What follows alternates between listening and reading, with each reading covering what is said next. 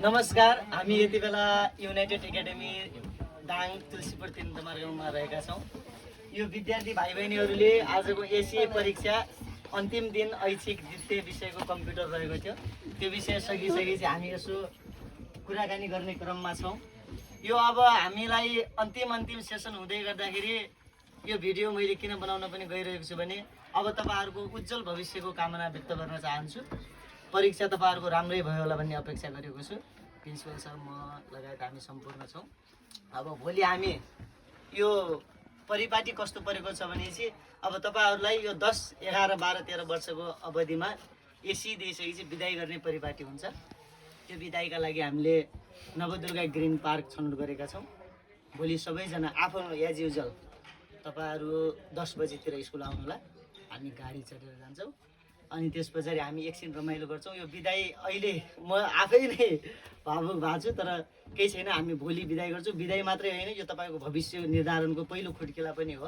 तपाईहरु अब AC pass गरिसकेपछि तपाईहरु आफ्नो गन्तव्य आफै चोइस गर्ने र सरसल्लाह चाहिँ म बढी फोकस गर्छु। हामीसँग पनि सरसल्लाह लिनु होला।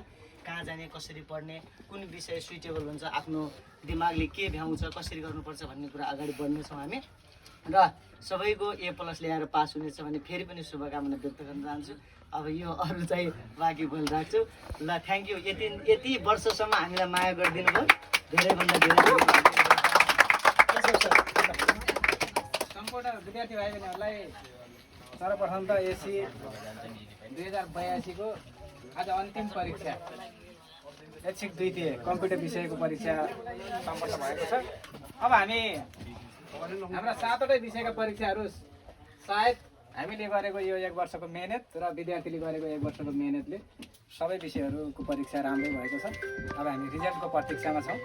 त्यो रिजल्ट पनि एकदमै राम्रो उत्कृष्ट रिजल्ट आउनेछ, त्यही सोचका साथ हामी अगाडि बढ्नेछौँ। अनि अबको हाम्रो अगाडिको गन्तव्य सुझबुझका साथ आफूभन्दा अग्रजसँग सरसल्लाह लिएर अनि आफ्नो रोजाइको विषय र त्यो रोजाइको विषयका फाइदा अनि त्यसको अगाडिको बाटो सम्पूर्ण कुराहरू बुझेर आफूभन्दा अगाडिका गुरुहरूसँग बुझेर मात्रै हामी अगाडिको गन्तव्य तय गर्नेछौँ। यति भन्दै भोलि हामी बिदाईको क्षणमा हुनेछौँ। तर त्यो बिदाई औपचारिक बिदाई भए पनि अनौपचारिक रूपमा हामी सधैँ सँगै हुनेछौँ। यो 13 वर्षको तिमीहरूको मेहनत र हाम्रो सायद प्रकाश सर र मेरो 2 वर्षको मेहनत यो स्कुलको लागि फलदायी हुनेछ भन्ने अपेक्षामा छौँ। यति भन्दै फेरि पनि सम्पूर्ण विद्यार्थीलाई सफलताको शुभकामना दिन चाहन्छु। ताली